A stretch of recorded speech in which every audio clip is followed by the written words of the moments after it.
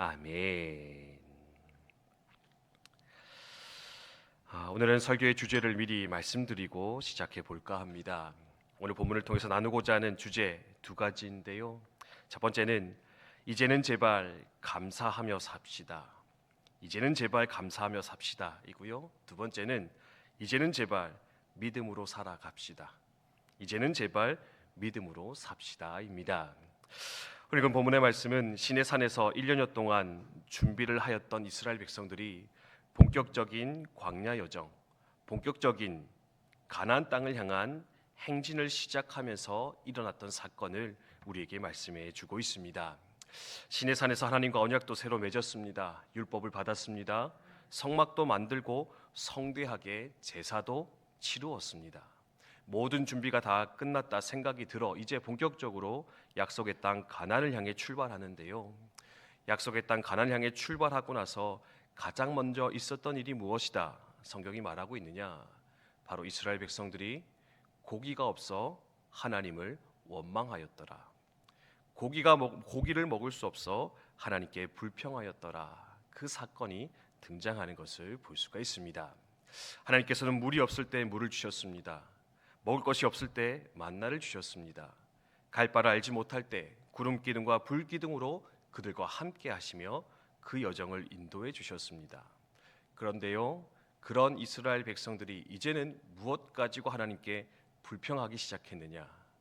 고기 먹고 싶은데 고기를 좀 주십시오. 고기 없어 힘들겠습니다. 불평하기 시작했다라는 겁니다. 이 불평이 얼마나 큰 영향력이 있었는지요. 오늘 말씀 보면 모세가 사표 내는 걸 볼 수 있습니다. 지금까지 그 어떤 불평이 있어도 모세가 민족의 지도자로서 역할을 했는데요. 모세마저도 하나님, 저 못해 먹겠습니다. 저 이스라엘 백성이 이제는 하다 고기 없다고 불평하는데 고기는 어떻게 내가 저들을 먹일 수 있겠습니까? 나도 이제는 못해 먹겠습니다. 그렇게 불평하게 되거든요. 그러니까 하나님 어떻게 하시느냐?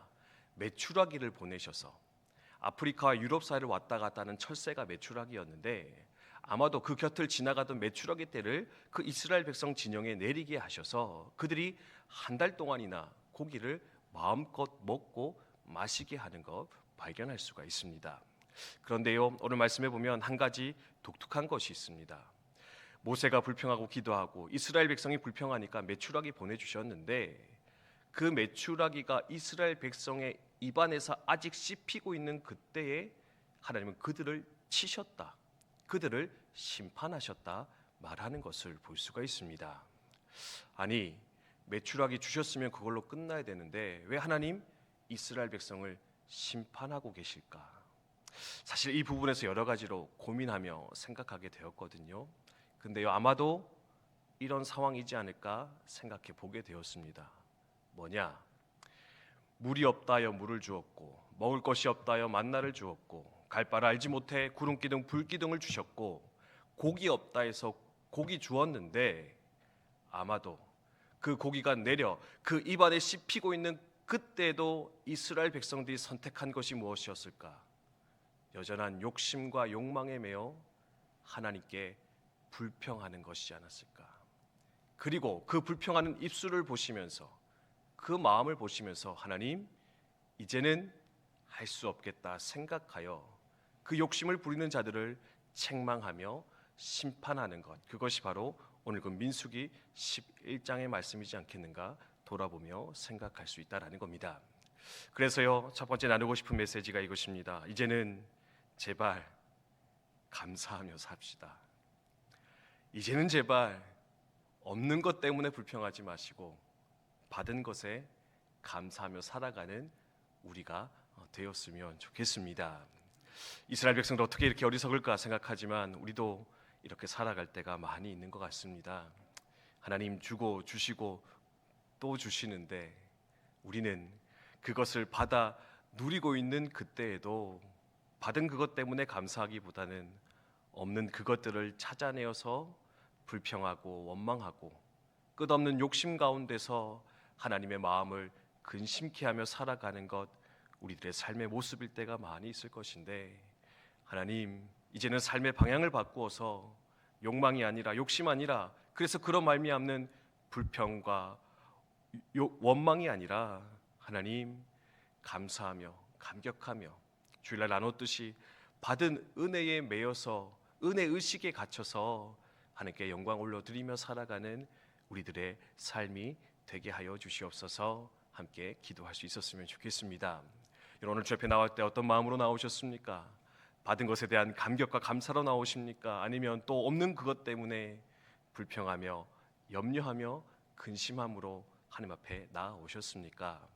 오늘은 부디 내 받은 그것들을 다시 한번 기억하면서 하나님 감사합니다, 하나님 찬송합니다, 내게 주신 그것을 또한 온전히 누리며 살아가는 복된 이 하루가 되게 하여 주시옵소서. 함께 기도하며 나아갔으면 좋겠습니다. 그래서 두 번째로 우리 돌아보기를 원하는 것은 이 모든 불평과 원망의 그 근본 원인, 욕심도 있었지만 그들의 불신앙도 있었다, 불신도 있었다 기억하면서 하나님 이제는 불신을 넘어 믿음의 자리에 하나님을 온전히 신뢰하는 그 자리에 서서 살아가는 우리들 되게 해주시옵소서. 함께 기도할 수 있었으면 좋겠습니다. 사실 오늘뿐만 아니라 이제 앞으로 또 등장하는 이스라엘 백성들의 모습 속에서도요, 원망과 불평이 계속되는 것을 볼 수가 있습니다.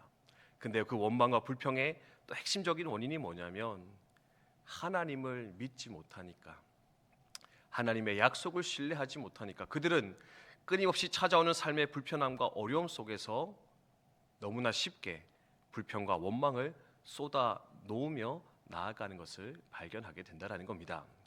오늘 말씀에도 하나님 말씀하시죠. 내 손이 짧아서 너희를 돕지 못하겠느냐, 내가 능력이 없어서 너희를 돌보지 못하겠느냐. 모세가 말하죠. 하나님 어디서 이 수많은 60만 명의 사람들을 먹일 고기를 가지고 오겠습니까?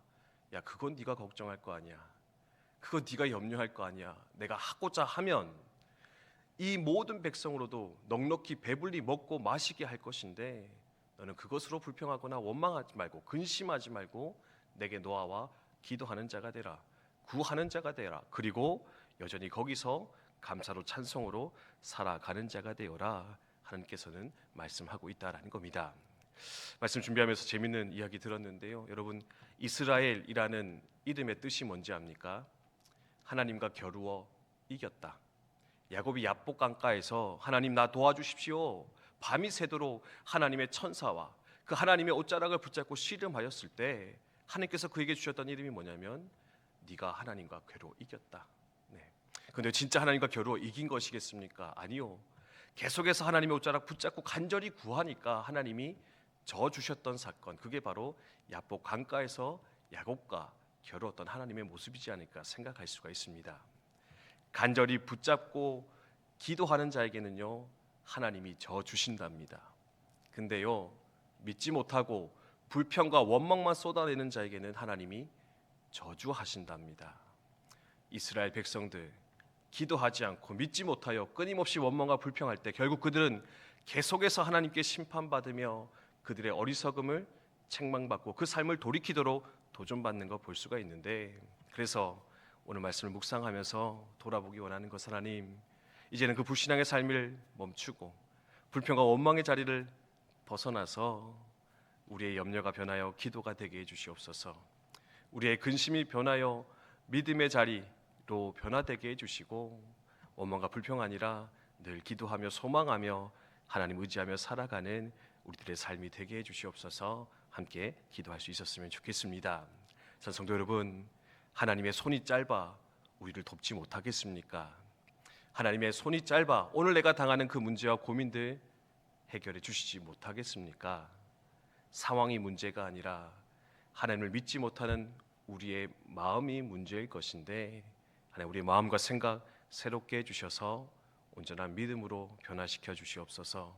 온전한 신앙의 자리에 오늘도 서서 주님 섬겨 살아가는 저희들 되게 하여 주시옵소서. 함께 기도하였으면 좋겠습니다. 주신 말씀 기억하며 함께 기도하겠습니다.